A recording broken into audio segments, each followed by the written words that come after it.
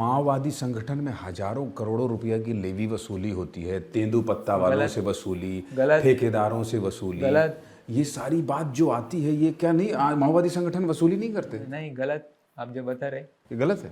गलत।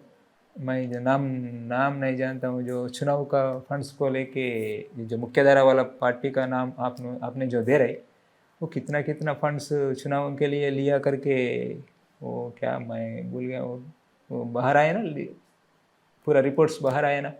ऐसा तो नहीं कर रहे, उतना स्तर में तो हम वसूली नहीं कर रहे। स्तर उतने में नहीं है, पर थोड़ा कम स्तर में तो चल रहा है ना। जितना आंदोलन के लिए जरूरत है उससे बढ़कर हम वसूल नहीं। आप जो बता रहे बहुत करोड़ों करोड़ों वसूल कर रहे करके, वो तो गलत है।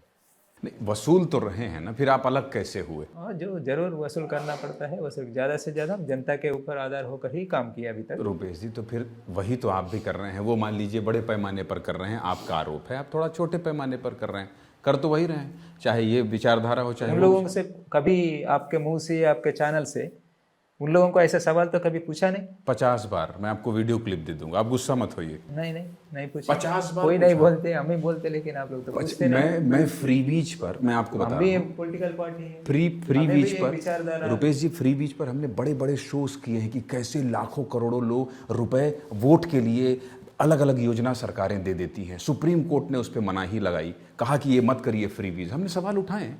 लेकिन कोई बात नहीं, अब दूसरे मुद्दे पर आते हैं। हमारी अच्छी बातचीत होनी चाहिए, अलग अलग मुद्दों पर फिर कभी अब आपसे बैठक होती रहेगी।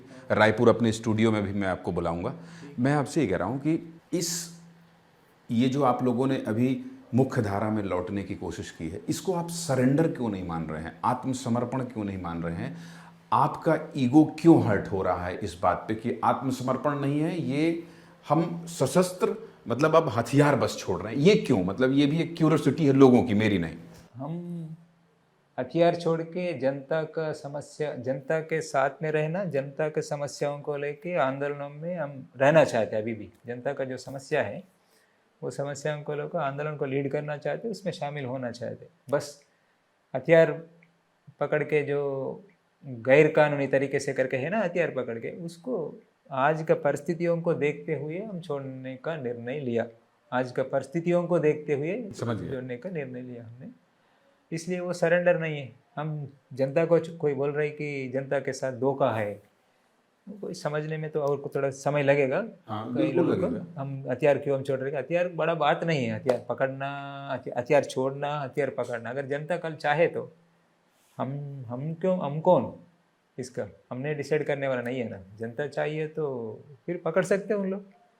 अगर अरे उकसाइए मत, नेपाल में भी जंजी को उकसा दिया गया था। आप ऐसा मत कहिए कि जनता चाहे तो हथियार, अभी हथियार से आपको भी आने में थोड़ा टाइम लगेगा मुझे लगता है, मानते हैं कि नहीं? मैं अभी तक कहाँ काम किया, वो काम करने वाला हो, उसको अलग करके अभी अलग होकर मैं बात नहीं रख सकता हूँ, क्योंकि मैं बताया थोड़ा समय लगेगा। हमारा साथी लोगों को भी मैं बिल्कुल, उन लोग अभी स्टेटमेंट देते होंगे मेरे खिलाफ, फिर भी मैं ऐसा रिएक्ट नहीं होगा।